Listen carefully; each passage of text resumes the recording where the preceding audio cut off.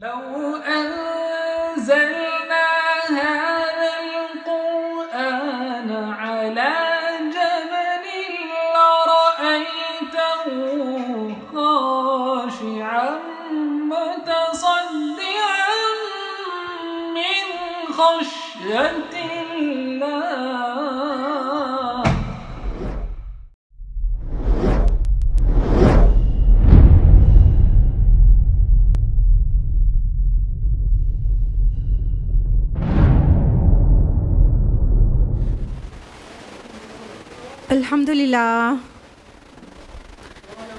अल्हम्दुलिल्लाहि रब्बिल आलमीन वस्सलातु वस्सलामु अला रसूलिहिल करीम व अला आलिहि व अस्हाबिहि अजमईन। अम्मा बादु अऊज़ु बिल्लाहि मिनश शैतानिर रजीम। बिस्मिल्लाहिर रहमानिर रहीम। व लक़द यस्सरनल क़ुरआन लिज़्ज़िक्रि फ़हल मिन मुद्दकिर। बिस्मिल्लाहिर रहमानिर रहीम। रब्बि इश्रह ली सदरी व यस्सिर ली अमरी वहलुल उक़दतम मिन लिसानी यफ़क़हू क़ौली। मेरे अज़ीज़ सामिआत, आप सभी का दर्स कुरान मजीद में तहे दिल से खैर मक़दम है। अस्सलामु अलैकुम व रहमतुल्लाहि व बरकातुहू। कैसे आप सभी लोग? अल्हम्दुलिल्लाह। अल्लाह ताला आपको अच्छा रखे, हिदायत और सिरात मुस्तकीम पर रखे, दुनिया और आखिरत दोनों में कामयाबी और कामरानियाँ अता करें। दर्स कुरान मजीद में मेरे साथ कौन सी सूरा चल रही है? सूरा अन-नमल। और लास्ट टाइम हम लोगों ने आय नंबर 61 तक मुकम्मल किया था। आय नंबर 60 तक किया था, राइट। आय नंबर 61 ऑनवर्ड्स हम लोग आज तफसील से जानेंगे। कॉन्टेक्स्ट क्या चल रहा है कि अल्लाह सुब्हानहू व तआला तौहीद के दलाइल आफाक में फैली निशानियों से दे रहे हैं कि और सवालिया अंदाज में कि क्या ये चीज़ें अल्लाह ताला ने नहीं बनाई है, तो क्या अल्लाह के अलावा कोई और इलाह होना चाहिए। बहुत ही प्यारा अंदाज़ है और बहुत ही खामोश कर देने वाला, या तो यूँ कहें कि जो हक़ का तालिब है उसके लिए बहुत अपीलिंग है कि वो हक़ को पहचान जाए और तौहीद पर आ जाए। तो आय नंबर 60 में एक बार ये सवाल आ चुका था कि भला कौन है जिसने पैदा किया आसमान और ज़मीन को और आसमान से तुम्हारे लिए पानी उतारा, फिर उसके ज़रिए से हमने पुररौनक बागात उगाए। तुम्हारे लिए मुमकिन नहीं था कि उनके दरख्तों को तुम खुद उगा सकते, तो क्या कोई और माबूद है अल्लाह के साथ? बल्कि ऐसे लोग ये हैं जो कि हक़ से इन्हिराफ कर रहे हैं।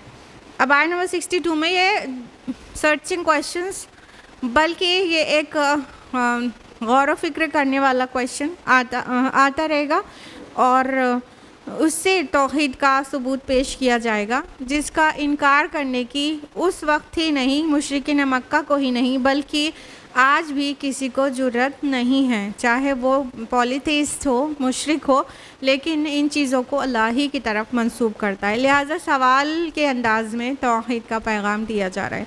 I number 61। अऊज़ु बिल्लाहि मिनश शैतानिर रजीम। बिस्मिल्लाहिर रहमानिर रहीम।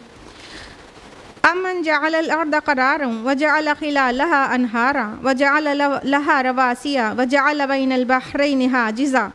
भला किसने बनाया ज़मीन को तो ठहरने की जगह और रवा कर दिया उसके अंदर दरिया और बनाया उसके लिए लंगर यानी पहाड़ और बनाया दरियाओं के दरमियान पर्दा।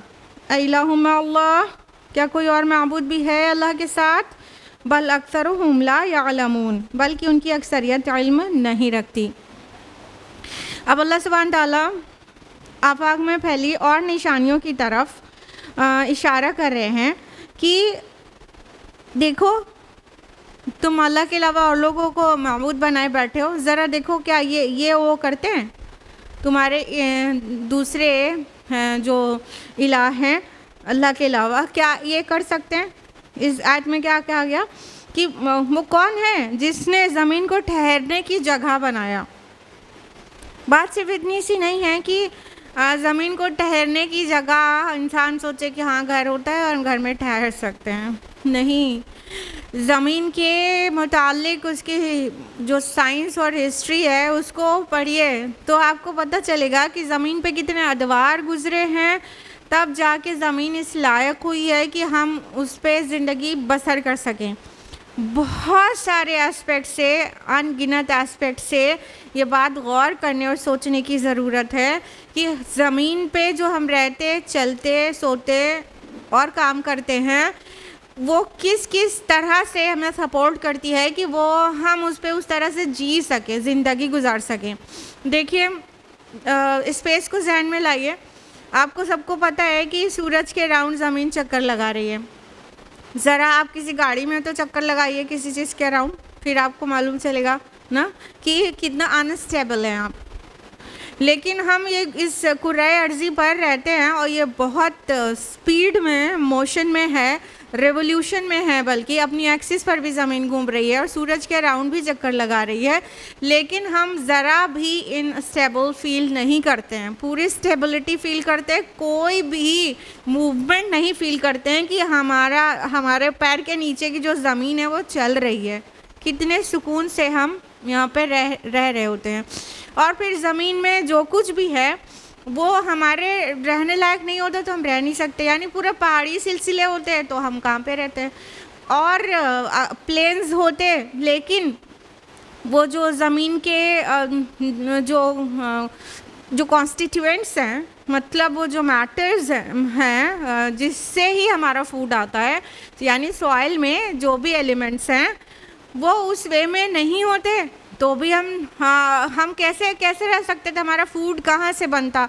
इंसान और दूसरे हैवानात और सारे ही नबातात वो सब भी डिस्ट्रॉय होते हैं, डेड होने के बाद वो भी ज़मीन में ही जाते हैं और उनके एलिमेंट्स उसी में मिल जाते हैं, रिलीज़ हो जाते हैं बल्कि कहना चाहिए। तो अगर ये इस तरह से रिसाइकिल नहीं हो रहे होते तो फिर से हमारी लाइफ पॉसिबल नहीं थी। तो ज़मीन को अल्लाह ताला ने किस तरह से हमारे रहने, जीने, बसने के लिए साजगार बना दिया, इसमें गौर व फिक्र करने का मकाम है। जो ईमान नहीं रखते उनसे तो सवाल ये है कि क्या और कोई इलाह है जिसने ये बना दिया हो, ज़मीन को बनाया हो, उसको पूरा हमारे रहने लायक के किया, क्या किसी और ने किया। और हमारे और आपके लिए सोचने की बात यह है कि हमारे रब ने हमारे लिए क्या कुछ किया और किस दर्जे में हमें उसका शुक्र बजा लाना चाहिए और उसके फर्मा बरदार हो जाना चाहिए। आगे फरमाया कि उसके अंदर जो दरिया रवा किए और उसके अंदर पहाड़ बनाए और दो तरह के दरिया के बीच आड़ बनाई। तो ये दरिया यानी मीठे पानी का जो सोर्स है वो नहीं होता तो हमको पीने का पानी कहाँ से मैसर आता। ये फ्रेश वाटर जो है, फ्रेश वाटर के जो भी सोर्सेज हैं वो सब उसी के ज़रिए तो हमें पानी पीने को मिलता है। अदरवाइज़ अगर समंदर के ऊपर से वो भाप बन के उड़ता पानी और वो समंदरी में बरस जाता तो तब भी हमें पीने को नहीं मिल सकता था। यानी हम तो फ्रेश वाटर पीते हैं, हम तो सैलाइन वाटर पीते नहीं है। समंदर का पानी बहुत हाईली खारा है। तो अल्लाह ताला के ये जो मीठा पानी है वो किसने उसके दरिया किसने बनाए और उसके अलावा पहाड़ गाड़ दिए। आपको लगता होगा कि पहाड़ का हमारी ज़िंदगी में क्या रोल है। अगर साइंस से थोड़ा बहुत वाकिफ़ है तो थोड़ा बहुत तो पता ही होगा रोल कि हाँ ठीक है, उन पर जो बर्फ़ होती है वो पिघल के भी हमारे लिए सोर्स ऑफ वाटर बनती है और ग्लेशियर्स हैं वो बहुत इम्पॉर्टेंट होते हैं। लेकिन जो पहाड़ है ना उसका बहुत बेसिक रोल है हमारी अर्थ को स्टेबिलिटी देने में। पहाड़ कहाँ पर है? माउंटेन रेंजेस वहाँ पर हैं जहाँ पर हमारी अर्थ की क्रस्ट जो है, अर्थ क्रस्ट जानते हैं ना आप लोग, अर्थ क्रस्ट जो एकदम आउटर मोस्ट लेयर है उसको कहते हैं। आउटर मोस्ट लेयर जो क्रस्ट है वो प्लेट्स में टूटी हुई है और आपको ज़रूर पता है कि अर्थ के अंदर फ्लूइड है, जो कोर है वो फ्लूइड है, वो सॉलिड नहीं है, वो फ्लूइड है और अर्थ क्रस्ट अंदर के फ्लूइड पर तैर रही है। जहाँ जहाँ अर्थ क्रस्ट ब्रोकन है वहाँ वहाँ माउंटेन रेंजेस हैं और वो खूंटी की तरह गड़े हुए हैं पहाड़। तो अर्थ क्रस्ट स्टेबल है। ये सारे पहाड़ मान लीजिए निकाल दिया जाए तो अर्थ क्रस्ट ऐसे तैरती हुई रहेगी अंदर के फ्लूइड पर और हम इसके ऊपर चलेंगे तो कभी स्टेबल नहीं रहेंगे, लुढ़केंगे, हम गिर जाएंगे, चल ही नहीं पाएंगे। तो इतना बड़ा रोल है पहाड़ का, यानी पहाड़ों को क्रिएट ही अल्लाह ताला ने इसलिए किया और उनको खूंटियों की तरह गाड़ दिया। दे आर लाइक पेग्स, वो खूंटी की तरह जितने ऊपर दिखते हैं ना उससे ज़्यादा उनके रूट्स गहरी हैं, उससे जितना ऊंचा दिखता है उससे ज़्यादा गहरा है वो। तो पहाड़ों को कहा लंगर बना के, रवासिया लंगर खूंटी बना के हमने उसमें गाड़ दिया, और दरियाओं के दरमियान आड़ बना दी। क्या मतलब है? We do have fresh water bodies and saline water bodies, right. Oceans हैं और वो सीज़ हैं, सैलाइन वाटर होता है, खारा पानी होता है, और दरिया हैं और चश्मे हैं और बहुत सारे तालाब हैं, ये सब में फ्रेश वाटर होता है। तो ऐसे तो दोनों अलग अलग हैं, लेकिन है ना अल्लाह ताला दोनों को अलग ही रखता है वलन, कि दोनों वाटर बॉडीज़ अलग रहते हैं तो हम फ्रेश वाटर को यूटिलाइज़ कर पाते हैं। लेकिन अगर सैलाइन वाटर और फ्रेश वाटर दोनों मिक्स हो जाए, मिंगल हो जाए पूरा, तो फिर हम फ्रेश वाटर कहाँ से पाएँ? जबकि सैलाइन वाटर बहुत बड़ा है, तो उसमें से हम फ्रेश वाटर, उसको फ्रेश वाटर बनाने में यानी उसका नमक निकालने में हमें हमारी सारी मशीनरी फेल हो जाए और हम सारे ह्यूमैनिटी जो अर्थ पर है उन सब के लिए फ्रेश वाटर नहीं ला सकते। सेकेंडली, कई जगहों पर ये जो बहरी सयाह होते हैं, नेविगेटर्स, उन लोगों को पता है कि समुद्री कई इलाके ऐसे हैं जहां में अंदर से फ्रेश वाटर के चश्मे फूटते हैं और वो फ्रेश वाटर अलग रहता है, वो मिक्स नहीं होता है।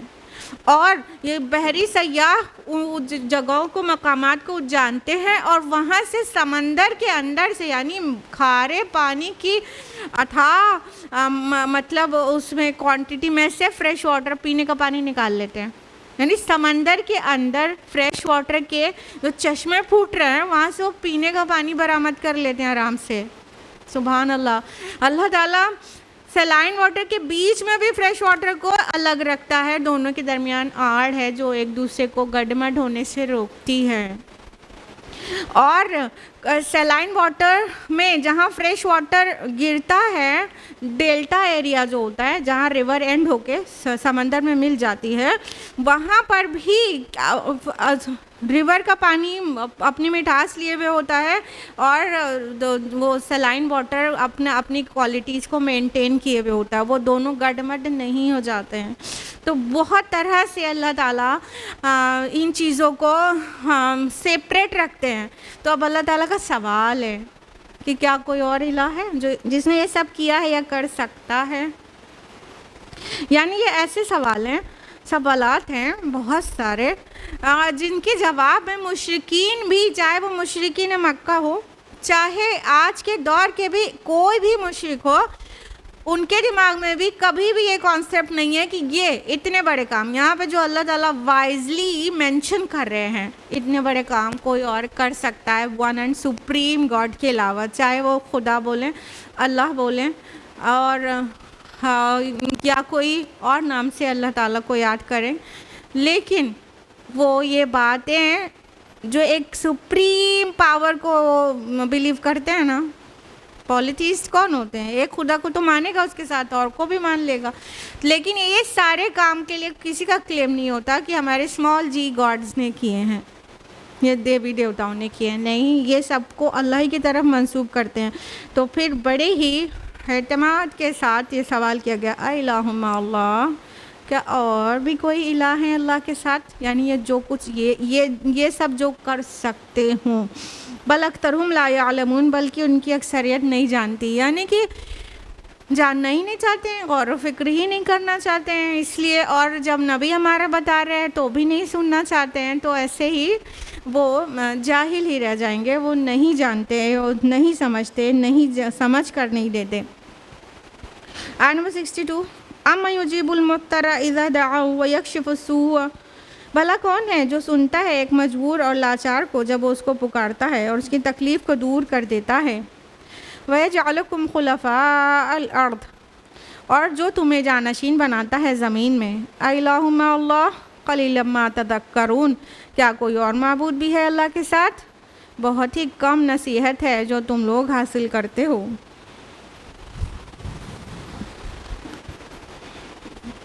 देखिए अब अल्लाह सुब्हानहू व तआला की जो सिफ़त है तौहीद अल अस्मा व सिफ़ात के मुताल्लिक़ ये आयत है कि अल्लाह ताला मुस्तजिबुद दावात है, दुआओं को सुनने वाला है। क्या कोई और तुम्हारी दुआओं को सुनता है? जब तुम मजबूर होते हो, लाचार होते हो, जब तुम्हारे पास असबाब ख़त्म हो जाते हैं और बेकरार हो के अल्लाह ताला से जब मांगते हो, मतलब गॉड को पुकारते हो, तो कोई और स्मॉल जी गॉड्स हैं जो तुम्हारी पुकार को पहुँचते हैं? क्या कोई और दुआओं का जवाब देने वाला है? क्या कोई और हर वक्त जाग रहा है जो तुम्हारी सुन लेगा? और जहाँ कहीं से पुकारो, आकाश से चाहे पाताल से, वो तुम्हें जवाब देगा, तुम्हारी दुआओं को पहुँचेगा। कोई और इलाह भी है? तो जब इंसान मजबूर होता है तो फिर एक खुदा को ही पुकारता है, फिर वो उसको सारे अपने देवी देवता नहीं याद आता है। जब बहुत मुश्किल में चला जाता है तो अल्लाह ताला उस वक्त को याद दिला के उनसे कह रहे हैं कि तुम इस बात के लिए भी तो अल्लाह ही को पुकारते हो ना। जब तुम बहुत परेशान होते हो तो अल्लाह ताला से मांगते हो, तो कौन तुम्हारे जवाब देता है दुआओं का? दुआओं के मुतालिक ये अक़ीदा बिल्कुल रखें कि बात ये नहीं है कि जो चीज़ मांगी और देन एंड देयर मिल गई, यही जब दुआओं का जवाब है। नहीं, दुआ कई तरह से कबूल होती है और फ़ायदे की तो ज़रूरी है, चाहे दुनिया में ना भी कबूल हो। दुआ की कबूलियत ये भी है कि हम जो चीज़ मांग रहे हैं अल्लाह ताला से, अल्लाह ताला के इल्म में वो चीज़ बेहतर नहीं है, उससे ज़्यादा बेहतर चीज़ अल्लाह ताला हमको दे देते हैं। तो वो चीज़ जो मांग रहे हैं वो नहीं भी देते हैं और उससे बेहतर चीज़ अल्लाह ताला दे देते हैं।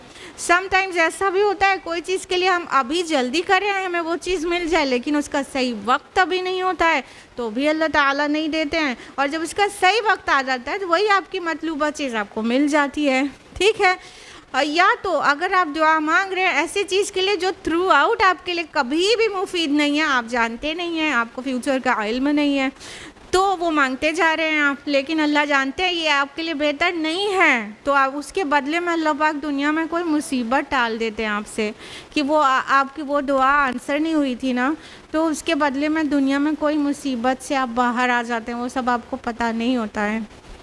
और दुआओं का फ़ायदा ये भी है कि इंसान दुनिया में कोई चीज़ मांगता है उसे कभी भी नहीं मिलती, और इनमें से कोई कैटेगरी में वो दुआ फॉल नहीं कर रही होती, तो आखिरत में जब अल्लाह से मुलाकात करेगा तो अल्लाह ताला उसको उसका हदिया देगा, उसको नेकी बना के उसको देगा कि ये तुम्हारी प्रेयर्स आंसर नहीं हुई थी, लो आज इसके बदले में इतनी सारी नेकियों का ज़ख़ीरा तुम्हारे लिए तैयार है, ये तुम्हारी उन दुआओं का बदला है जो तुम्हें वहाँ दुनिया में नहीं दी गई थी। तो सुभान अल्लाह, दुआओं की जो कबूलियत है मुख्तलिफ़ तरीक़े से है और इन सब पर हमारा अक़ीदा होना चाहिए। कुरान से लेके अहादीस तक ये सारी बातें वाज़ेह साफ़ हो जाती हैं जो अभी हमने बताई है। तो दुआओं को कबूल करने का मुख्तलिफ़ तरीक़े, इनमें से किसी न किसी तरह से वो दुआएँ फ़ायदा देती हैं। आगे फरमाया कि जो तुम्हें जानशीन बनाता है ज़मीन में, लफ्ज़ आया है खुलफ़ा, खलीफ़ा की जमा है। खलीफ़ा जानशीन को भी कहते हैं रिप्रेजेंटेटिव, जो एक के पीछे दूसरा आता है। तो एक तो ये माना हो गया कि तुमको एक के बाद एक दुनिया में अल्लाह ताला लेकर आते हैं। कल को तुम्हारे दादा थे, बाप थे, तुम हो आज, आने वाले कल में तुम्हारी औलाद होगी और उनकी औलाद और उनकी औलाद होगी। तो इस तरह से अल्लाह ताला इस ज़मीन में तुमको एक के बाद दूसरों को तुम्हारा और रिप्रेजेंटेटिव बना के लाता रहता है। किसी और के अंदर ये ताकत है कि तुमको दुनिया में खलीफा बनाए। Also we can understand like this कि इंसान को दुनिया में जो चीज़ें दी हुई हैं अल्लाह पाक ने, बहुत पूरी दुनिया कायनात में जो भी चीज़ें हैं इंसान के लिए यूजेबल बनाया, उसको इतनी कुदरत दी, मुसख्खर किया उस चीज़ को कि वो इंसानों से इस्तेमाल कर सके। तो इस तरह भी इंसान उन सब चीज़ों पर खलीफा है कि वो उनको अपने जिस तरह इस्तेमाल में चाहे लाता है और वो केपेबल इनफ है। तो अल्लाह ताला ऐसी बड़ी बड़ी चीज़ें गिना के कहते हैं इलाहु मअल्लाह, क्या अल्लाह के अलावा कोई और इलाह भी हैं? ये कैसी तुम्हारी अक्लें हैं कि ये सब काम कोई नहीं कर सकता? या तो तुम चुप ही रह जाओगे या तो बोलोगे कि नहीं, अल्लाह के अलावा ये चीज़ें कोई नहीं कर सकता। तो फिर ये कौन सी अक्लमंदी है, ये कहाँ की सच्चाई है कि तुम मानो तो कि ये सारे काम अल्लाह के हैं, लेकिन इबादत के वक्त तुम औरों को भी शरीक करने लगो। ये कहाँ का इंसाफ है? तो अल्लाह ताला कह रहे हैं कलीलन मा तज़क्करून, तुम बहुत ही कम नसीहत हासिल करते हो, तुम बहुत ही कम याद दहानी लेते हो, तुम बहुत ही कम रिमाइंडर्स को कबूल करते हो। यानी रिमाइंडर तो दे दिया गया ना, अपने आप नहीं समझ में आ रहा था, गौर नहीं करते हो, जिक्र नहीं करते हो, अपने आप नहीं समझते हो, तो तुम्हें बताने के बाद भी नहीं समझना चाहते हो। अम्मन यहदीकुम फी ज़ुलुमातिल बर्रि वल बहर वमन युरसिलुर रियाह बुश्रन बैन यदै रहमतिह अइलाहु मअल्लाह तआला अल्लाहु अम्मा युश्रिकून। भला कौन है जो तुम्हें रास्ता दिखाता है खुश्की और समंदर के अंधेरों में, और कौन भेजता है हवाओं को बशारत देती हुई अपने बाराने रहमत के आगे आगे? क्या कोई और माबूद भी अल्लाह के साथ? बहुत बुलंद व बाला है अल्लाह उस शिर्क से जो ये लोग करते हैं। बेशक अब अल्लाह सुब्हान तआला अपनी एक और नेमत का याद दहानी करा रहे हैं, जो कि अल्लाह पाक की कुदरत से रिलेटेड है। फरमाया कि कौन है जो तुम्हें खुश्की और अंधेरे में रास्ते का पता देता है। देखिए, चाहे वो समंदर का सफ़र हो, चाहे वो जंगल का सफ़र हो, चाहे वो सहरा का सफ़र हो, जब वक्त दिन में तो सूरज निकला रहता है, सूरज के डायरेक्शन से समझ जाते हैं कि किधर ईस्ट है किधर वेस्ट है, तो नॉर्थ और साउथ किधर होगा, फिर अपने डायरेक्शन को पा लेते हैं कि हमें जाना किधर है। ठीक, रात में सूरज नहीं होता, और दिन में सूरज भी तो अल्लाह की मखलूक है ना, और रात में सूरज नहीं होता। तो अल्लाह ताला ने रात में भी हमको राह लेने के लिए हम इंतज़ामात किए हैं। और वो आपको पता है कि वो सितारों की पोजीशन है। सितारे इसलिए तो हैं नहीं कि हम अपनी किस्मत उससे तय करें, हाँ ये इसलिए ज़रूर है कि हम उससे रास्ते तय करें ना। तो सितारों की पोजीशन देख के, वो कल की बात नहीं है कि आज हम इतने हाईटेक एरा में रह रहे हैं, we don't need such things, no we do need in this era also. आप जो सारे बड़े बड़े शिप्स चलते हैं, तो आज भी जो अब जहाज़ चलाते हैं उनको सितारों से ही गाइडेंस लेनी पड़ती है। वो चाहे जितने सारे अपने आलात अपने साथ रखे रहें, लेकिन वो एक्सपर्ट होते हैं स्टार्स के ही, वो स्टार्स की पोजीशन देख कर ही अपना डायरेक्शन तय करते हैं। तो जो समंदर में या खुश्की में, यानी तो चाहे आप बाहर पे हो चाहे बर पे हो, रात का वक्त होगा तो सितारे आपके लिए अल्लाह की तरफ से आपकी खिदमत में हैं कि वो आपको रास्ता बताएं कि आपको किस डायरेक्शन में जाना है और डायरेक्शन एक्चुअली क्या है। हमें और आपको नीड नहीं होती, ड्राइवर कोई और होता है तो आराम से बड़े सोते रहते हैं, सुबह को हम पहुंच जाते हैं दिल्ली ना। लेकिन जिसको अपने से चलाना होता है ना गाड़ी, उसको तो पता होना ज़रूरी होता है ना किधर जाना है। तो ये अल्लाह ताला ने सितारों के कई फंक्शंस बयान किए हैं अलग अलग मकामात पर। तो यहाँ पर भी सितारे का नाम लिए बगैर उसका एक खिदमत बयान की है कि सितारे की से अल्लाह पाक आपको बहरो बर पे रास्ते दिखा देता है। और फरमाया कि और कौन है जो भेजता है हवाओं को बशारत देती हुई बाराने रहमत से आगे आगे। अब यहाँ पे हवाओं की नेमत का तज़किरा हो रहा है, हमें गौर करना चाहिए। बारिश होने से पहले हवाएं चलती हैं। बात सिर्फ इतनी सी नहीं है, बल्कि विंड का एक बहुत बड़ा रोल है बारिश के बरसने में। जब बादल बनते हैं तो सरफेस ऑफ द सी और वाटर बॉडीज की सरफेस से छोटे छोटे से ड्रॉपलेट्स में उड़ के ऊपर जाते हैं, और वो छोटे छोटे क्लाउड्स का फॉर्मेशन होता है जिसको क्यूमुलस क्लाउड्स कहते हैं मेट्रोलॉजी में। छोटे छोटे क्लाउड से कभी बारिश नहीं हो सकती। अगर वो ऐसे ही छोटे छोटे बन के पूरे आसमान में बिखरे रहें तो बारिश कभी आपको मिल नहीं सकती। फिर अल्लाह पाक हवाओं को भेजते हैं। हवाएं चलती हैं, ये छोटे छोटे से जो क्लाउड्स होते हैं जो बिल्कुल बुखारात की शक्ल में उड़कर ऊपर गए होते हैं और छोटे ही छोटे से रह जाते हैं। तो ये छोटे छोटे से बादल हवाओं के पुश करने से मिलके बड़े वाटर क्लाउड बॉडीज़ बनाते हैं। इनको क्यूमुलोनिम्बस क्लाउड्स कहते हैं।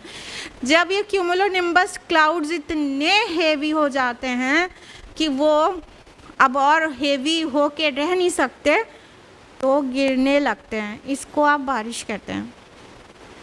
तो ये हवाओं का इतना बड़ा रोल है, कई दूसरे मकामात पे भी हवाओं का रोल मेंशन्ड है। यहाँ नेमत के हिसाब से मेंशन्ड है कि वो हवाएं कौन भेजता है। अच्छा, आज साइंस टेक्नोलॉजी इतनी एडवांस होने के बाद और अभी देखिए मेट्रोलॉजी इतनी एडवांस हो चुकी है कि वेदर फोरकास्टिंग तो हर शहर की अलग अलग है ना, हर शहर की स्पेसिफिक वेदर फोरकास्टिंग है।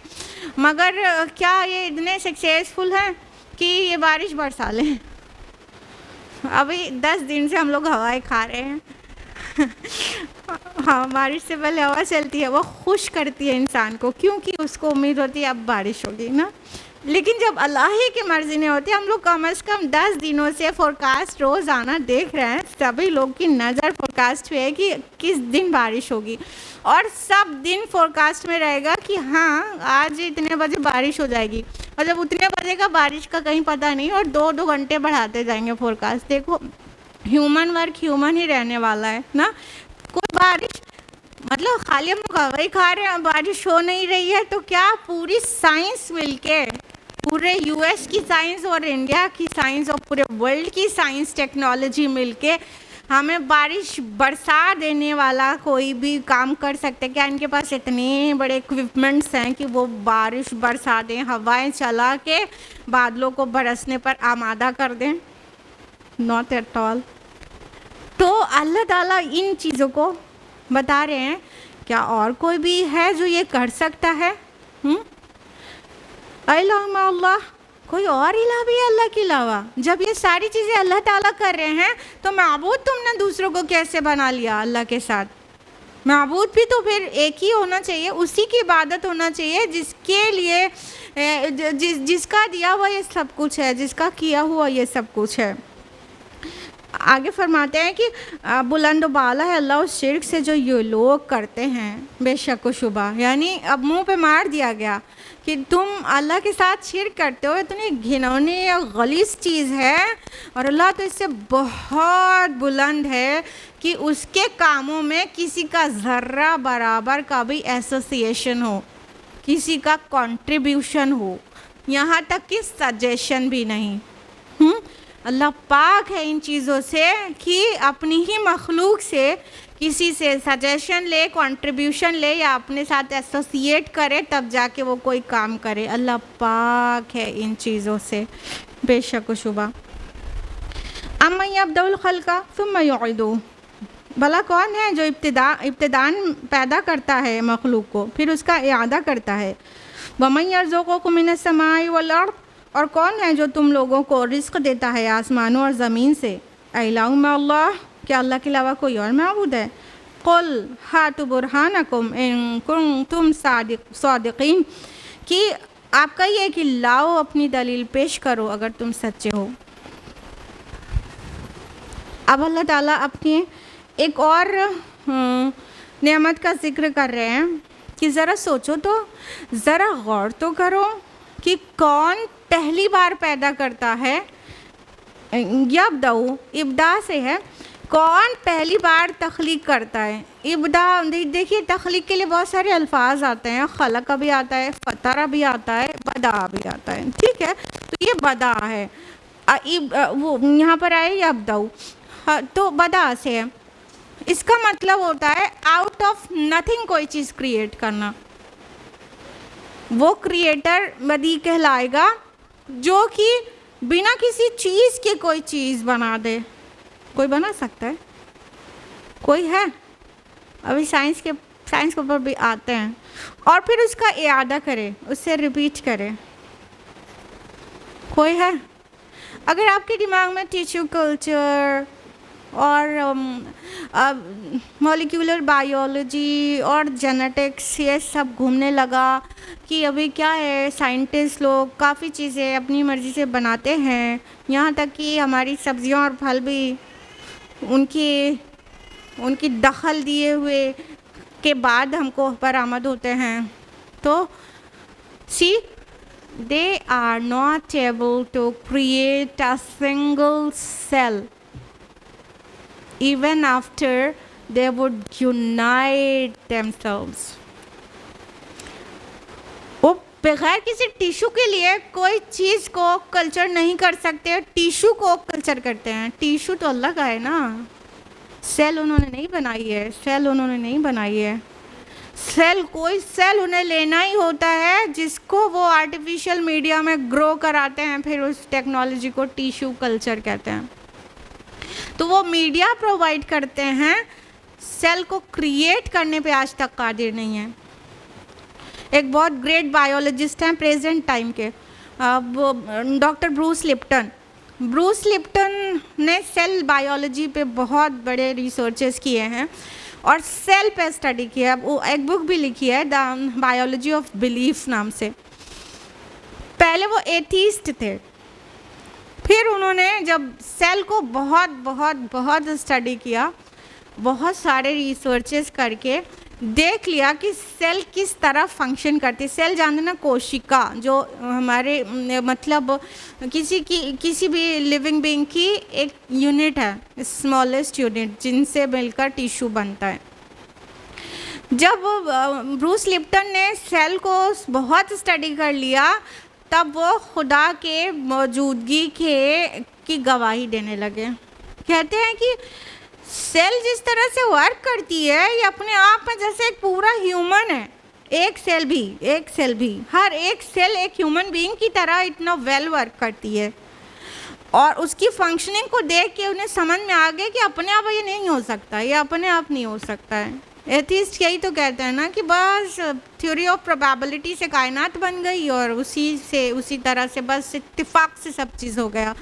तो जब इंसान इन डेप्थ नॉलेज ले लेता है तो वो समझ जाता है कहीं ना कहीं कि ये ऑटोमेटिकली नहीं हो सकता, अपने आप नहीं हो सकती है ये चीज़ें।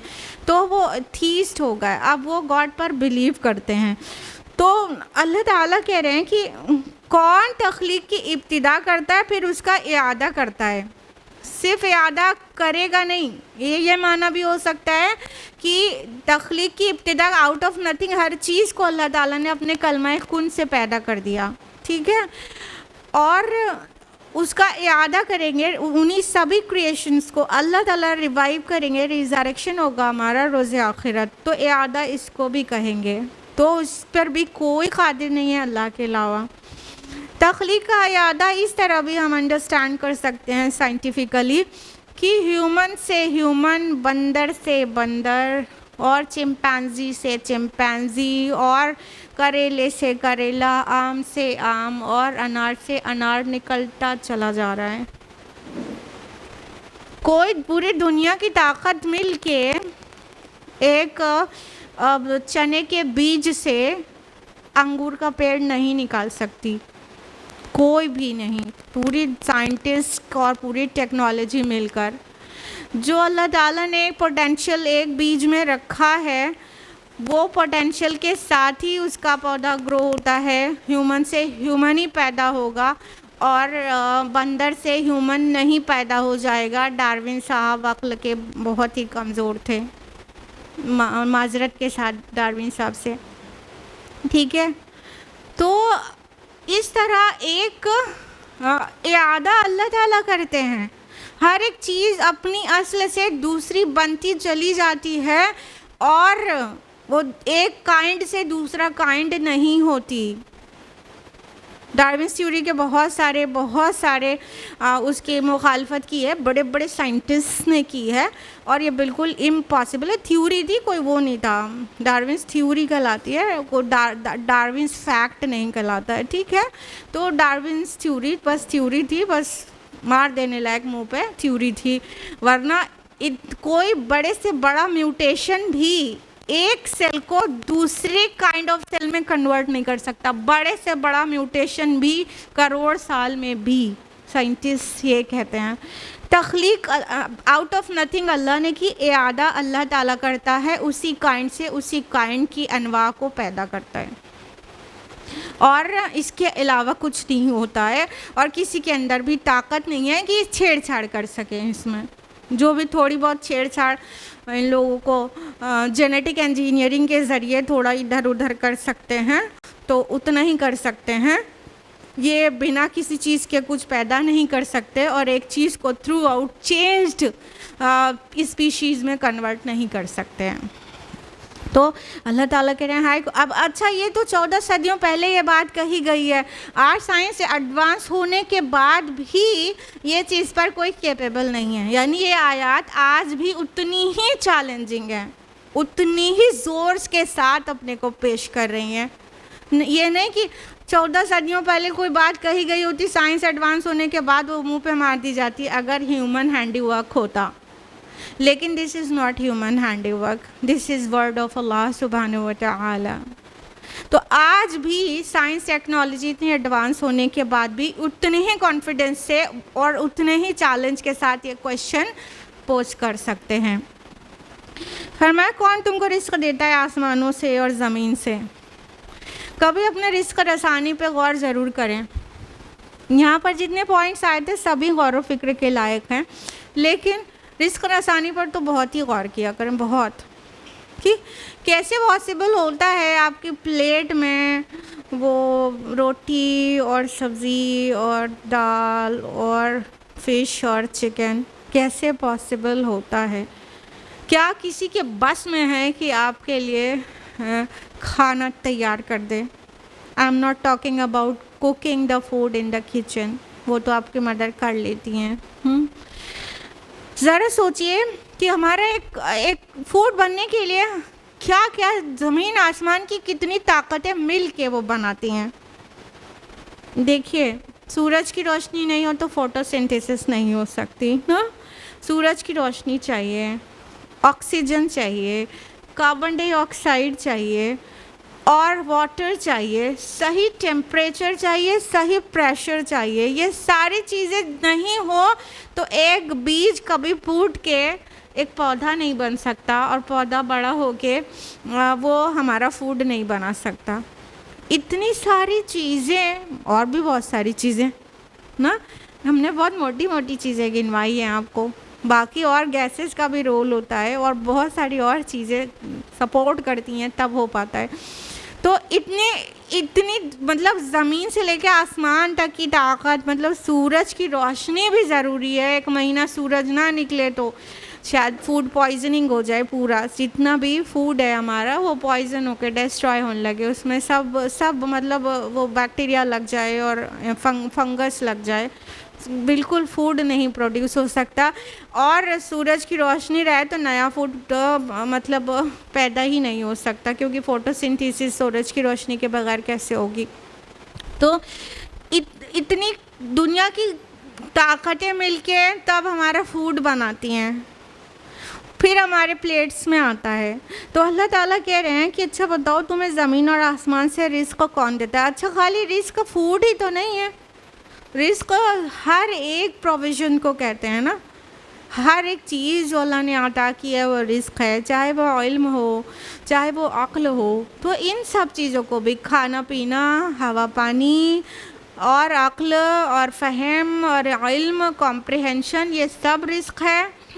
वालिदैन, घर और आफ़ियत, वो सब अल्लाह की तरफ से रिस्क है। तो ये सब कोई है देने वाला, है कोई देने वाला। तो आसमान और ज़मीन सब जगह से हमारा फूड आता है और हमारी हिदायत के लिए, हिदायत भी तो एक रिस्क है अल्लाह की तरफ से, वो रोक ले तो हमें मिल नहीं सकती। तो वो भी तो आसमान से आती है ना, बारिश आसमान से आती है जिसके बगैर हमारा खाने वाला रिस्क नहीं मिल सकता हमको। और आसमान और ज़मीन की इतनी ताकतें मिलके हमारे तमाम रिस्क़ों को मुहैया करती हैं। और अल्लाह ताला इस चीज़ से हाथ खींच ले तो कोई दुनिया की ताकत मिलके हमारे मुख्तलिफ़ रिस्क का इंतज़ाम नहीं कर सकती। और सिर्फ अपने तक मत सोचिए, ह्यूमन बीइंग तक, बल्कि ज़मीन पर जितने जानदार हैं उन सब के रिस्क की ज़रूरियात अलग हैं। हमारा खाना अलग है तो कुत्ते का अलग है, व्हेल का अलग है, चींटी का अलग है, हाँ, घोड़े का अलग है, अमीबा का अलग है। ज़रा तसव्वुर कीजिए कितनी स्पीशीज़ बायोलॉजी ने आज डिस्कवर कर रखी हैं, लाखों की तादाद में, एनिमल्स में भी यानी ज़ूलॉजी में भी, और लाखों की तादाद में बॉटनी में भी। तो इतने लिविंग बीइंग्स रिपोर्टेड हैं और हर की ज़रूरत अलग अलग है। और वो अल्लाह ये कायनात को क्रिएट करके कहीं आराम नहीं कर रहा है, उन सब की रिस्क रसानी का काम कर रहा है। कोई है दुनिया की ताकत जो हर एक का रिस्क रसानी कर सके? एक हाथी पाल लो तो मालूम चलता है कि कितना खा जाता है वो। वेल फ़िश को अल्लाह ताला रिस्क देते हैं और अनगिनत वेल्स और शार्क होती हैं पानी में, उन सब का रिस्क उन तक पहुंचना। फिर आसमानों में उड़ने वाले परिंदे, उनका रिस्क, और फिर जंगल और सहरा में घूमने वाले एनिमल्स, और यहाँ तक कि अमीबा भी और पैरामीशियम भी और बैक्टीरिया भी, मतलब जो माइक्रोस्कोपिक हैं लिविंग बीइंग्स उनकी बात कर रहे हैं। तो ब्लू व्हेल से लेके माइक्रोस्कोपिक लिविंग बीइंग्स तक अल्लाह ताला रिस्क रसानी करते हैं। सुभानल्लाहि व बिहम्दिही। उसके बाद भी गुंजाइश है कि हम अल्लाह ताला के साथ किसी को शरीक करें, इबादत में किसी और को शरीक करें, इताअत में, मोहब्बत में, खौफ में किसी को शरीक करें, किसी भी दर्जे में अल्लाह ताला के बराबर किसी को कर दें या उसके ऊपर ले जाएं। मोहब्बत के बारे में भी सोचिए ज़रा। हमारी मोहब्बतें कहीं और औलाद में, शौहर में और माल व दौलत में अगर इतनी हो जाएं कि अल्लाह के बराबर हो जाएं, वो भी तो शिर्क है ना। तो चेक करें अपने आप को, अल्लाह ताला तो उस शिर्क से पाक है। तो अल्लाह फरमाते हैं इलाहा अल्लाह, ये रिपीट हो रहा है फ्रेज़ बार बार कि अल्लाह के अलावा और कोई माबूद भी हैं। यानी तुम अक्लमंदो अपने सोचो ज़रा, जब ये कोई भी काम इनमें से कोई नहीं कर सकता अल्लाह के अलावा, तो इलाह कैसे तुम्हारा कोई और हो सकता है? इबादत में कैसे तुम और लोगों को शरीक कर लेते हो? अब ललकार के कहा गया कुल, उनसे कहिए हाथ बुरहानकुम, अपना प्रूफ पेश करो, अपनी दलील, अपना बुरहान पेश करो, इनको तुम सादिकीन, अगर तुम सच्चे हो। यानी अगर तुम्हें हाँ नहीं बोलना है कि ना हाँ कोई भी नहीं है माबूद अल्लाह के अलावा, तुम्हें हाँ नहीं बोलना है, अभी भी नहीं बोलना है, तो प्रूफ दो। तौहीद के किसी प्रूफ की ज़रूरत नहीं है। क्यों? क्योंकि तौहीद बिल्कुल हकीकत वाली बात है, फितरत के अंदर भी बदियत है, आफाक में इतनी सारी निशानियों को के तरफ आपको मुतवज्जे करके भी बता दी गई। तो तौहीद तो सबसे फितरी बात है और सबसे हकीकी बात है। अब तौहीद के अलावा नज़रिए पे जो हो वो उसको चाहिए वो अपना प्रूफ दे। तो प्रूफ दूसरों को देना है जो तौहीद पे नहीं हो। अफसोस के साथ कि आज जो है प्रूफ मांग रहे हैं कि एक खुदा की इबादत करने वालों से प्रूफ मांग रहे हैं। मोमिन क्यों प्रूफ दे? मोमिन तो बिल्कुल हैन हक पर है, तौहीद ही हक है। इतने सारे सवाल तुम्हारे सामने खड़े करके बता दिया गया कि देखो ये काम तो कोई नहीं कर सकता जिसको हम अल्लाह कहते हैं, और तुम कुछ भी कहो, गॉड कहो या ईश्वर कहो, वही करता है। इस पर इत्तेफाक कर लोगे तो क्यों और किसी की इबादत? और अगर नहीं मानना है तो फिर तुम अपनी दलील दो, तुम अपना बुरहान पेश करो, produce your proof if you are truthful. तुम सच्चे हो तो तुम्हें अपनी दलील दो। शिर्क की कोई दलील नहीं है, शिर्क की कोई दलील नहीं है। कोई इंसान आर्ग्यूमेंट कर सकता है लेकिन वो दलील हकीकी नहीं, आसमानी दलील नहीं ला के दे सकता। कुल ला यअलमु मा फिस समावाति वल अर्दिल गैब इल्लल्लाह। आप कह दीजिए कि जो कोई भी आसमानों और ज़मीन में है किसी को भी गैब का इल्म नहीं सिवाय अल्लाह के। वमा यशउरूना अय्याना युबअसून, उन्हें तो ये भी नहीं मालूम कि कब उठाए जाएंगे। अब देखिए कहीं पर अल्लाह ताला की नेमतों का बयान था, कहीं पर कुदरत का बयान था। अब यहाँ पर इल्म के साथ चैलेंज किया जा रहा है कि अल्लाह ताला के अलावा कोई भी नहीं है जो आसमान और ज़मीन का गैब जानता हो, कोई भी नहीं है। ये बात मुख्तलिफ़ तरीक़ों से बताई गई है कुरान हकीम में कि गैब का इल्म सिर्फ़ अल्लाह ताला के पास है। अब यहाँ पे जो अंदाज़ है उसके मुतालिक, इल्म के मुतालिक गैरुल्लाह के बारे में सोचो कि इसको कोई भी XYZ कोई साइंटिस्ट है तो एक ब्रांच ऑफ साइंस का साइंटिस्ट है। अगर मान लो कोई जियोलॉजिस्ट है, ठीक है, geology is a branch of science, एक कोई जियोलॉजिस्ट है, वो जियोलॉजी फील्ड तक में ये क्लेम नहीं कर सकता कि उसे सब कुछ पता है, राइट। कोई बोटानिस्ट है तो वो बॉटनी में कोई इतना क्लेम नहीं कर सकती, खाली बॉटनी, बाकी तो छोड़ दो, बाकी जो है मान लो फ़िक़्ह का इल्म और वो फिज़िक्स का इल्म और हिस्ट्री का इल्म, वो सारी चीज़ें तो छोड़ दो, वो खाली बॉटनी का एक्सपर्ट है ना। बट कोई भी दुनिया का एक फील्ड का भी एक्सपर्ट वो क्लेम नहीं कर सकता कि उसी फील्ड की हर चीज़ उसको पता है और वो कोई भी चीज़ उसके इल्म के बाहर नहीं है। कोई ये क्लेम शायद नहीं कर सकता, क्योंकि किसी का भी इल्म इस दर्जे का नहीं है कि अपनी फील्ड के लिए भी सेटिस्फाई कर सके उसका इल्म, राइट। फिर दुनिया और पूरी कायनात में कितने सितारे हैं, कितने सैयारे हैं, हर सितारों या सैयारों पे अल्लाह की कौन सी मखलूक हैं, वो क्या कर रही हैं, उनकी क्या ज़रूरियात है, उनको किन चीज़ों को के साथ वो अलाइव हैं कि नहीं हैं। अब तो मल्टी यूनिवर्स कॉन्सेप्ट में है ना, universe is not the end ना, अब मल्टी यूनिवर्स का कॉन्सेप्ट आ गया है, मल्टी यूनिवर्स है।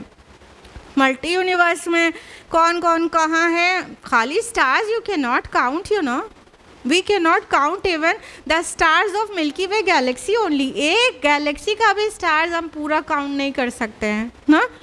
अब तो साइंटिस्ट एस्ट्रोनॉमर सिर्फ रेंज बताते हैं स्टार्स की कि 1 billion to 2 billion I think, या 10 बिलियन to 20 बिलियन स्टार्स हैं खाली मिल्की वे गैलेक्सी में। कंप्लीट काउंट किसी के भी पास नहीं है, बस अंदाज़ा है। एक गैलेक्सी का जो स्टार काउंट नहीं कर पाए इतना इंटेलेक्चुअल बीइंग ह्यूमन, तो वो फिर उनमें से कोई भी वो पूरे यूनिवर्स, मल्टी यूनिवर्स में हर चीज़ का एग्जिस्टेंस, उनकी ज़रूरियात, उनकी मसरूफियात, उनकी एक्टिविटीज़ कौन बता सकता है किसी के पास इतना इल्म? तो किसी के भी पास इतना इल्म नहीं है। तुम्हारे लिए बहुत थोड़ा सा नोन, बाकी सब अननोन है, और अल्लाह ताला के लिए सब कुछ नोन और कुछ भी अननोन नहीं है। गैब वर्ड आता है तो हमारे एस्पेक्ट से आता है, गैब का इल्म हमारे लिए जो गैब, अल्लाह के लिए क्या गैब है? अल्लाह के लिए तो कुछ भी गैब नहीं है। तो जब हम बोलते हैं कि गैब का इल्म, तो हम अपने हिसाब में बोलते हैं हमारे लिए गैब, हमारे लिए तो इतना भी गैब है कि हमारे भाई यहाँ मौजूद नहीं, कहाँ पे हैं, क्या कर रहे हैं, हमें नहीं पता है, हमारे लिए गैब है। इतना सा इल्म है हम लोगों को, और अल्लाह ताला के लिए कुछ भी गैब नहीं है। तो जब गैब अल्लाह ताला कहते हैं कि कुल ला यालमु मन फिस समावाति वल अर्दिल गैब इल्लल्लाह, तो गैब का इल्म अल्लाह के अलावा किसी को नहीं है। तो ये अल्लाह के हिसाब में नहीं कहा जा रहा है कि अल्लाह के लिए गैब, अल्लाह के लिए तो कुछ गैब ही नहीं है, सब कुछ शहादा है, सब सामने है। अल्लाह पाक फरमाते हैं उन्हें तो ये भी नहीं मालूम कि कब उठाए जाएंगे। मतलब जिनको अल्लाह के साथ एसोसिएट किया जा रहा है उनको तो ये भी नहीं पता क़ियामत कब आएगी।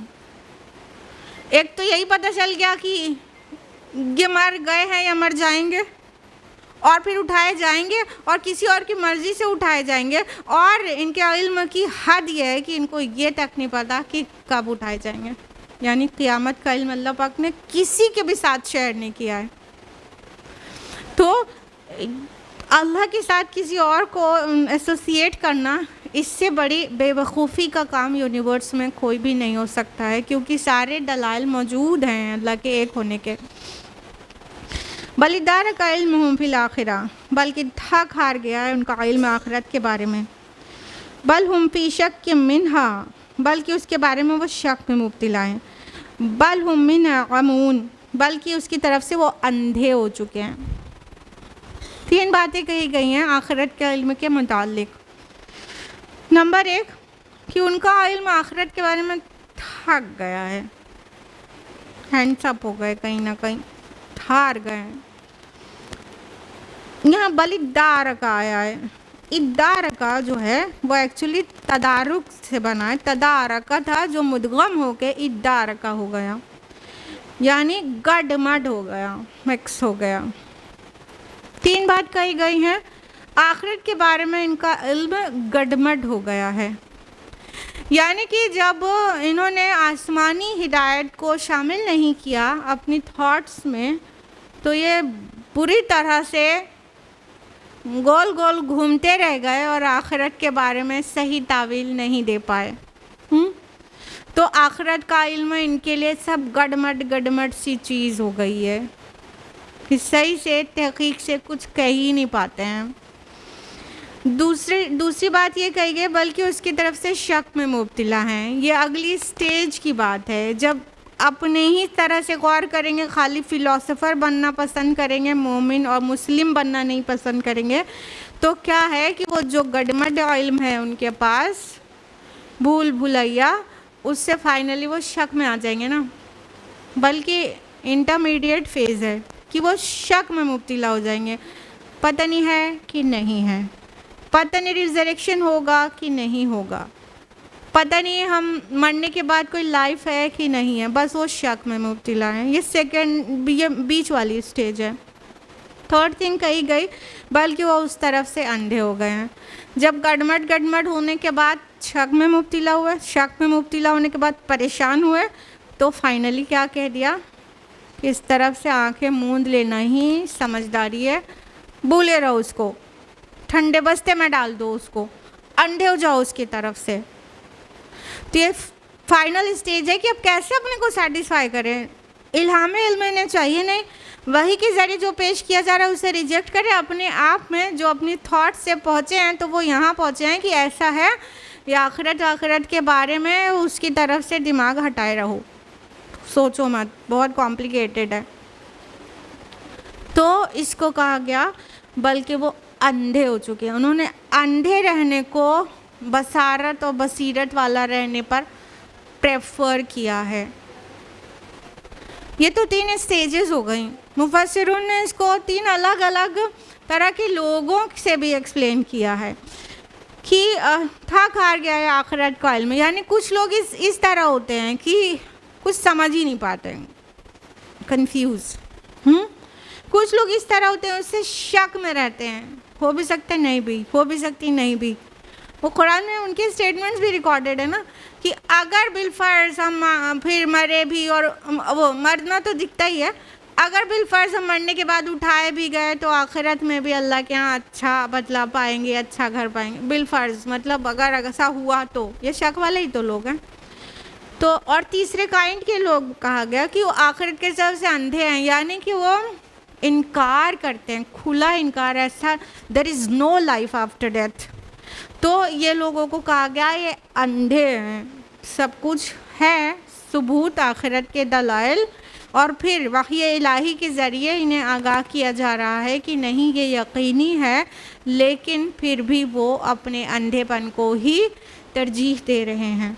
तो ये अलग अलग टाइप के लोग भी हो सकते हैं, अलग अलग स्टेजेस भी हो सकती हैं। एक ही इंसान के मुख्तलिफ अदवार में स्टेजेस भी हो सकती हैं, कई तरह से इसे अंडरस्टैंड कर सकते हैं।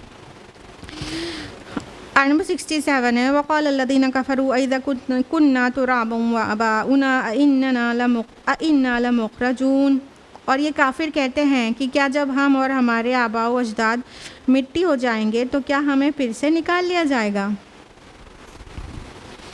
अब देखिए इनकार को किस शक्ल में पेश किया कि हमको ये नहीं समझ में आता कि हमारे आबा अजदाद मर खप चुके, मिट्टी में मिल चुके, उनकी हड्डियाँ गल गई, क्या वो उनको फिर से निकाला जाएगा।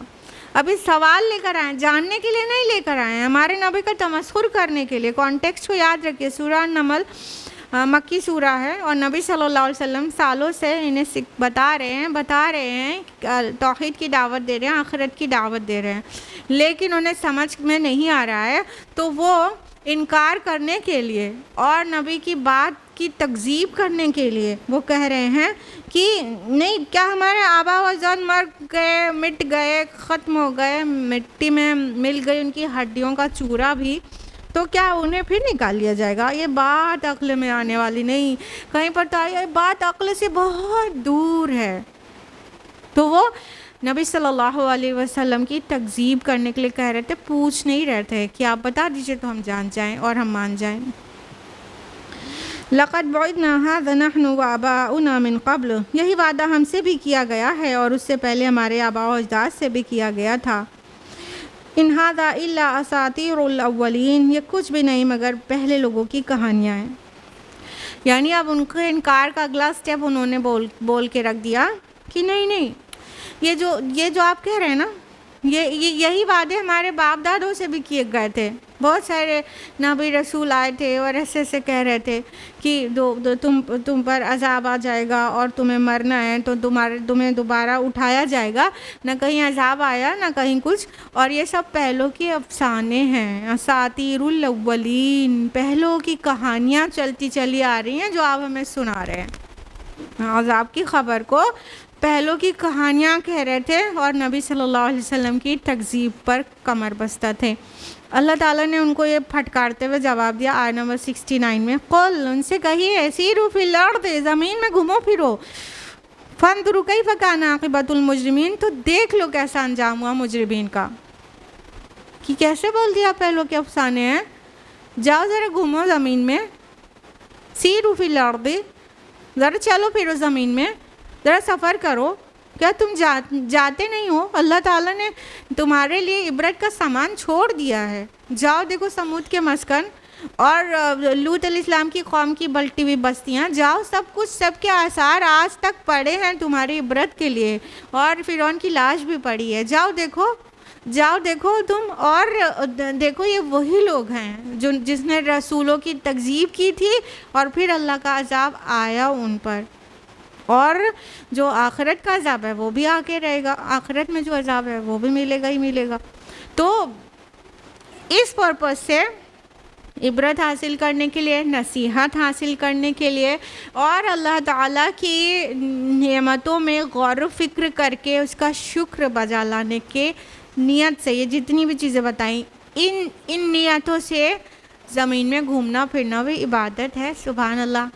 तो कराइए टिकट, घूम के आइए और देखिए घूमना भी इबादत बन जाता है। हाँ, अल्लाह ताला ने अब इबादत में इतनी वसअतें रखी हैं कि इंसान कोई भी काम को, जायज़ काम को इबादत में तब्दील कर सकता है अपनी नीयत की बुनियाद पर। तो इस काम के लिए इबरत हासिल करने, नसीहत पकड़ने के लिए घूमना फिरना भी इबादत। सुभान अल्लाह। वला तहज़न अलैहिम वला तकुन फ़ी दैक़िम मिम्मा यमकुरून, ए नबी सल्लल्लाहु अलैहि वसल्लम, आप उन पर रंजीदा ना हों और जो चालें ये चल रहे हैं उन पर दिल तंग ना करें। आप सल्लल्लाहु अलैहि वसल्लम को बड़ा गम था, बहुत तकलीफ़ थी कि ये मान नहीं रहे, जहन्नम में चले जाएंगे, मान नहीं रहे। ताने देना अपनी जगह था, इल्ज़ामात लगाना अपनी जगह था, तकज़ीब की तकलीफ़ें सहना अपनी जगह था, लेकिन दर्दमंदी का ये हाल था हमारे प्यारे नबी सल्लल्लाहु अलैहि वसल्लम पर, क़ुरबान जाएं हम और हमारे माँ बाप उन पर, कि बड़ी गम में रहते थे। तो अल्लाह ताला ने बहुत तरह से तसल्ली दी है अपने नबी को कि ए नबी आप गम ना करिए, और ये नहीं मान रहे हैं फिर आपके ख़िलाफ़ चाले चल रहे हैं, आपका कुछ नहीं बिगाड़ सकते, आप उस पर रंजीदा ना होइए। ये जो मक्र कर रहे हैं उससे दिल तंग ना करें अपना। आप सल्लल्लाहु अलैहि वसल्लम को तकलीफ़ इस बात की नहीं थी कि आपको कोई नुकसान पहुंचा देंगे, बल्कि आपको तकलीफ़ इस बात की थी कि ये जो मक्र फ़रेब है ये इस्लाम के परचम को बुलंद करने के लिए उसमें कुछ रखना डाल देंगे। वो एक मिशन पर थे आप सल्लल्लाहु अलैहि वसल्लम, उस मिशन की बुलंदी, उस मिशन की तकमील आपका वन एंड ओनली कंसर्न था। और ये तरह तरह की चालें चलते, जो लोग और सुनना चाहते नबी सल्लल्लाहु अलैहि वसल्लम को उनको बहकाते, वो तो साहिर है, वो तो काहिन है, वो तो मजनून है, वो तो जादू का मारा है, कान में उंगलियां डाल के तुम उसके बीच में जाना, सुनना नहीं, बहुत तरह से औरों को बहकाते थे। तो नबी सल्लल्लाहु अलैहि वसल्लम को तकलीफ़ होती थी, दिल तंग होता था। तो अल्लाह ताला शफ़ीक़ उस्ताद की तरह आपके इन गमों का मदावा टाइम टू टाइम कुरान में करते रहते हैं कि नबी आप दिल तंग ना होइए, आप इनके गम में ना पड़िए। ये सुनने वाले लोग ही नहीं हैं, इनका मामला हमारे साथ है, आप मत परेशान होइए, मत घुटिए। और रही बात अल्लाह के दीन की, तो वो तो गालिब होने की सिफत रखता है। वयक़ूलून मता हाज़ल वअदु इन कुंतुम सादिक़ीन, वो कहते हैं ये वादा कब पूरा होगा अगर आप सच्चे हैं। यानी वही अज़ाब का वादा, आप कहते हैं नहीं मानोगे तो अज़ाब आ जाएगा, आया हुआ तो एक नहीं। मतलब कि अल्लाह ताला की तरफ से दी हुई मोहलत को वो नेमत जानने के बजाय कि हमें थोड़ी मोहलत मिली हुई है, अभी भी हम तौबा कर लें तो अभी भी बच जाएंगे, उसकी शुक्रगुजारी करने के बजाय वो चैलेंज करते थे और तमस्खुर करते थे कि लो जी आता रह गया अज़ाब, हम तो अभी भी नहीं मान रहे हैं, मुंह पे इनकार कर रहे हैं, मुंह पे तकज़ीब कर रहे हैं, कोई तो अज़ाब नहीं आ रहा। तो ये हमारे नबी को तकलीफ़ें पहुँचाई हैं कुफ़ार मक्का ने। कुल असा यकून रदिफ़ लकुम बअदुल्लज़ी तस्तअजिलून, कह दीजिए, आप कह दीजिए कि हो सकता है जिस चीज़ की तुम जल्दी मचा रहे हो उसका कुछ हिस्सा तुम्हारे करीब ही आ लगा हो। रदिफ़ा वर्ड आया है जिसका माना होता है कि किसी सवारी पे पीछे वाला जो कोई बैठेगा उसके बैठने के लिए आता है। रदीफ़ वो पीछे वाली सवारी को कहते हैं जो सामने वाले की पीठ से चिपक कर बैठता है।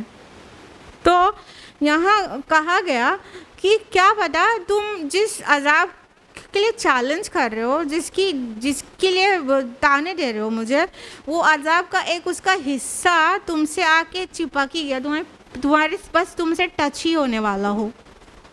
मतलब कि वो जो क़यामत वाला अज़ाब है वो तो आएगा ही, लेकिन वो जो दुनिया वाला अज़ाब है वो बहुत करीब है तुमसे। तुम नहीं मानोगे तो दुनिया वाला अज़ाब उसका एक हिस्सा, आखिरत वाले अज़ाब का एक बहुत ही छोटा हिस्सा है ना, दुनिया का अज़ाब बहुत ही छोटा, ये तो बहुत छोटे में निपटा दिया जाता है। और इसका उससे बड़ा मकसद, सज़ा दिए जाने से बड़ा मकसद तो ये है कि बाकियों को, बाद में आने वाले लोगों के लिए मतलब इबरत का सामान हो। तो कहा उसका एक छोटा हिस्सा क्या पता तुम्हारे एकदम पीठ से ही लगा हुआ हो, इतना करीब हो तुमसे। तुम चैलेंज मत करो, ये अल्लाह का फ़ज़ल है।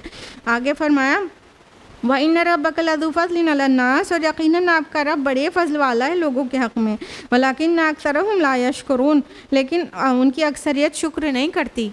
यानी ये अज़ाब का फ़ौरन आ जाना, नहीं आ जाना, मतलब मांग रहे हो अज़ाब आ जाए, गलत कर रहे हो, तकज़ीब कर रहे हो, इनकार कर रहे हो नबी सल्लल्लाहु अलैहि वसल्लम की बातों का, और फिर भी अल्लाह ताला फ़ौरन कोई अज़ाब नहीं डाल दे रहे।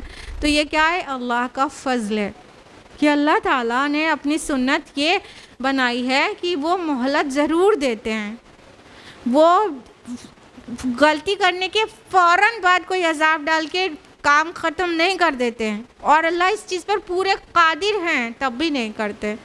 अल्लाह यकीनन कादिर है ना कि हम अभी गलत काम कर रहे हो और अभी तबाह हो जाएं, बिल्कुल कादिर है। लेकिन अल्लाह ताला इसको अपना फ़ज़ल कहते हैं कि लोगों पर रब्बका लज़ू फ़ज़लिन अलन्नास, अलन्नास कहा, अलल मोमिनीन नहीं कहा ना, अलन्नास कहा, तमाम लोगों पर, चाहे वो मुस्लिम हो चाहे गैर मुस्लिम, चाहे काफिर हो चाहे एथिस्ट हो, सब के ऊपर अल्लाह ताला का इतना बड़ा फ़ज़ल है, लेकिन वो नहीं मानते और उस फ़ज़ल को मजाक उड़ाने का ज़रिया बना लेते हैं कि देर हो रही है अज़ाब में, ताकि उतनी देर में किसी को तौबा की तौफ़ीक अभी भी हो सकती हो तो वो कर ले। तो अल्लाह ताला इसीलिए कह रहे हैं कि अक्सर लोग शुक्र नहीं करते।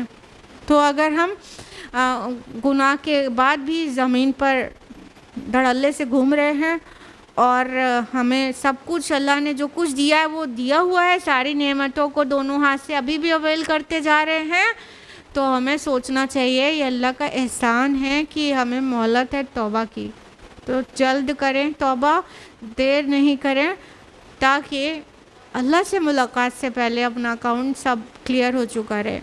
तो अल्लाह ताला का शुक्र बजा लाएं इस बात के लिए कि उसने ज़िंदगी दी हुई है, और अल्लाह पाक से दुआ करें कि हमेशा तौबा की तौफीक दे। गुनाहों से तो सने हुए हैं, आइंदा भी भूल चूक गलतियाँ होती रहेंगी। अल्लाह पाक तौफीक दे कि तौबा को और इस्तिग़फ़ार को हम लाजिम पकड़ लें और रोज़ रोज़ाना हर वक्त करने वाला काम बना लें अपना। आय नंबर 73 तक हो पाया है। आज के लिए इतना ही। अल्लाह ताला से दुआ है कि हम सभी को कुरान मजीद पढ़ने, समझने, गौर व फ़िक्र करने, अमल करने और दूसरों तक पहुँचाने की तौफ़ीक़ अता फ़रमाए। अल्लाह ताला कुरान मजीद से नसीहत और हिदायत नसीब करें, और अल्लाह हमसे और आपसे राज़ी हो जाए और आखिरत में पाक पाक उठाए। आमीन या रब्बल आलमीन। व आखिरु दावाना अनिल हम्दुलिल्लाहि रब्बिल आलमीन। वस्सलामु अलैकुम व रहमतुल्लाहि व बरकातुहू।